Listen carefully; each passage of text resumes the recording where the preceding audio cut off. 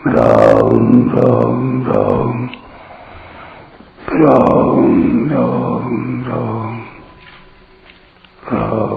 राम राम नारायण नारायण। ईश्वर और जीव के विषय में दो तरह का वर्णन है। ईश्वर समुद्र है और जीव उसकी तरंग है, अर्थात तरंग समुद्र की है और जीव स्वरूप समुद्र है और ईश्वर उसकी तरंग है, अर्थात समुद्र तरंग का है। इन दोनों में तरंग समुद्र की है ऐसा मानना ही ठीक दिखता है। समुद्र तरंग का है ऐसा मानना ठीक नहीं दिखता, क्योंकि समुद्र अपेक्षाकृत नित्य है और तरंग अनित्य है, क्षणभंगुर है। अतः तरंग समुद्र की होती है, समुद्र तरंग का नहीं होता। अगर अपने को समुद्र और ईश्वर को तरंग माने तो इस मान्यता से अनर्थ होगा, क्यों कि ऐसा मानने से अभिमान पैदा हो जाएगा तथा अहम चित जड़ ग्रंथि तो नित्य रहेगी और ईश्वर अनित्य हो जाएगा।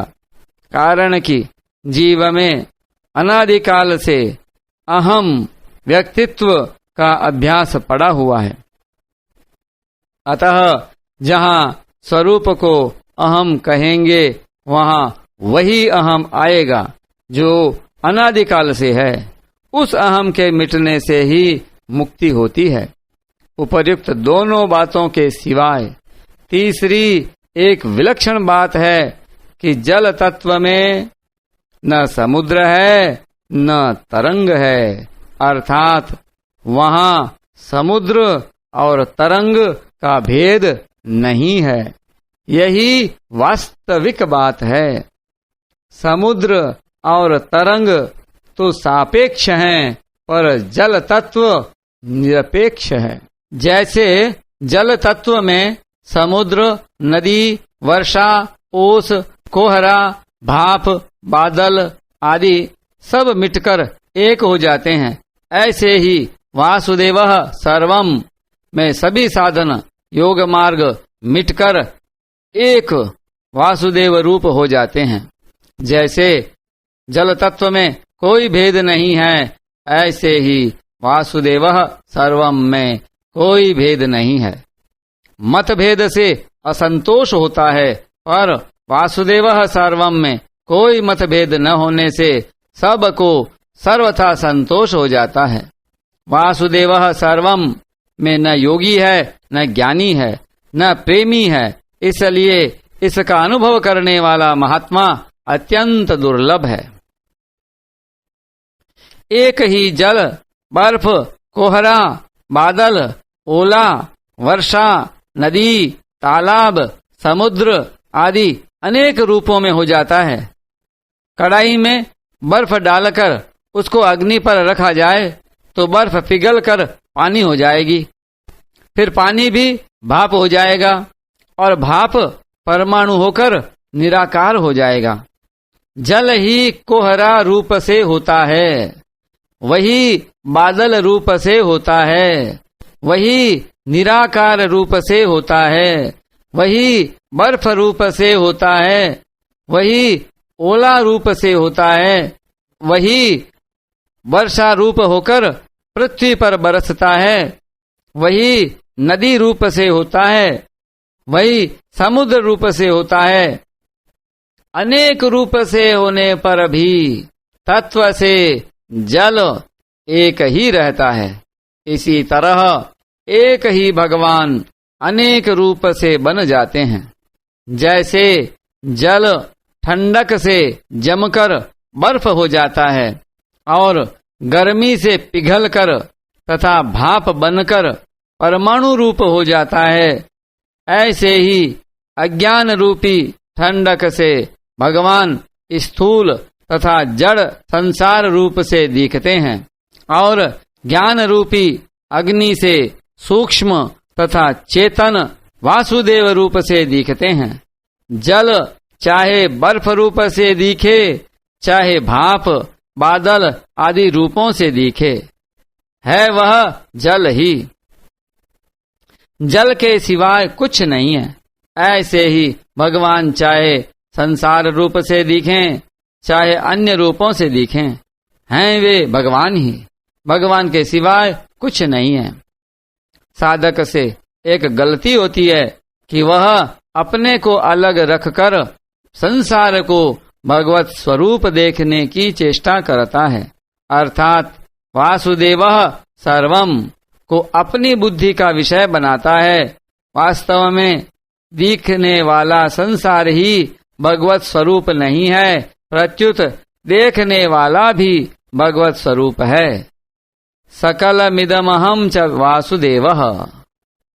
अतः साधक को ऐसा मानना चाहिए कि अपनी देह सहित सब कुछ भगवान ही हैं, अर्थात शरीर भी भगवत स्वरूप है, इंद्रियां भी भगवत स्वरूप हैं, मन भी भगवत स्वरूप है, बुद्धि भी भगवत स्वरूप है, प्राण भी भगवत स्वरूप है और अहम मैंपन भी भगवत स्वरूप है। सब कुछ भगवान ही हैं। इसको मानने के लिए साधक को बुद्धि से जोर नहीं लगाना चाहिए, प्रत्युत सहज रूप से जैसा है वैसा स्वीकार कर लेना चाहिए। इसलिए श्रीमद् भागवत में आया है, सर्वं ब्रह्मात्मकं तस्य विद्ययात्म मनीषया परिपश्यन् उपरमेत सर्वतो मुक्त संशयः। जब सब कुछ भगवान ही हैं ऐसा निश्चय हो जाए, तब साधक इस अध्यात्म विद्या ब्रह्म विद्या के द्वारा सब प्रकार से संशय रहित होकर सब जगह भगवान को भली भांति देखता हुआ उपराम हो जाए, अर्थात सब कुछ भगवान ही हैं, यह चिंतन भी न रहे, प्रत्युत साक्षात भगवान ही दिखने लगें।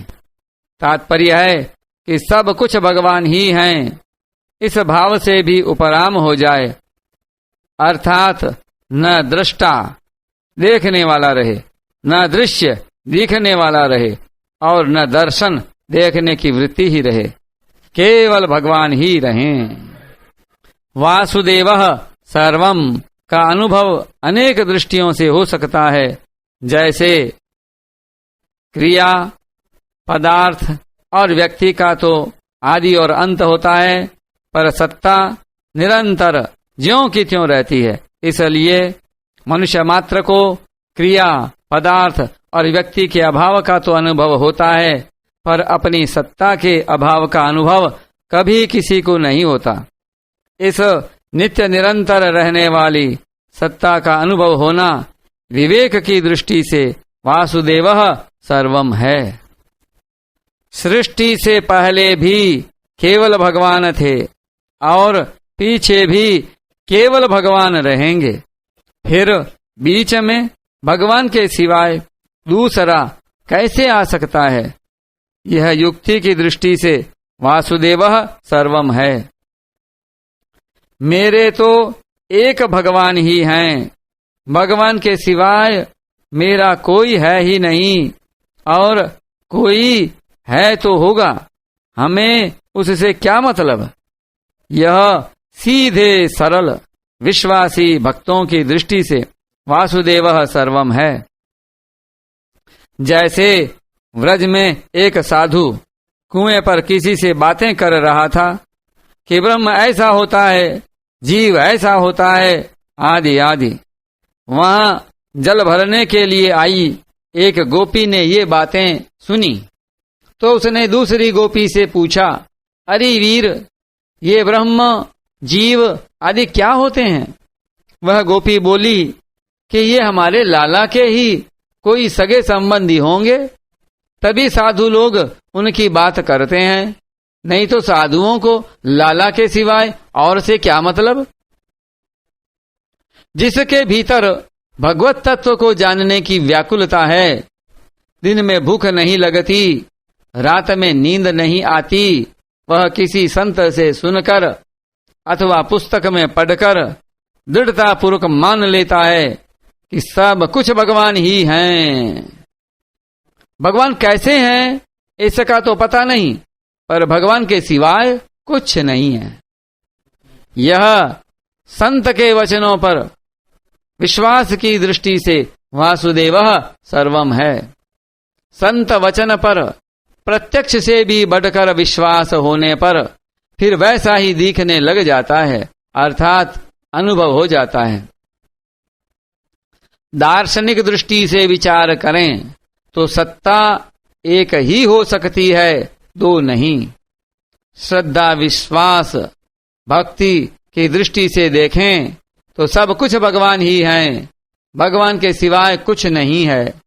भक्त की दृष्टि भगवान को छोड़कर दूसरी तरफ जाती ही नहीं और भगवान के सिवाय दूसरा कोई उसकी दृष्टि में आता ही नहीं।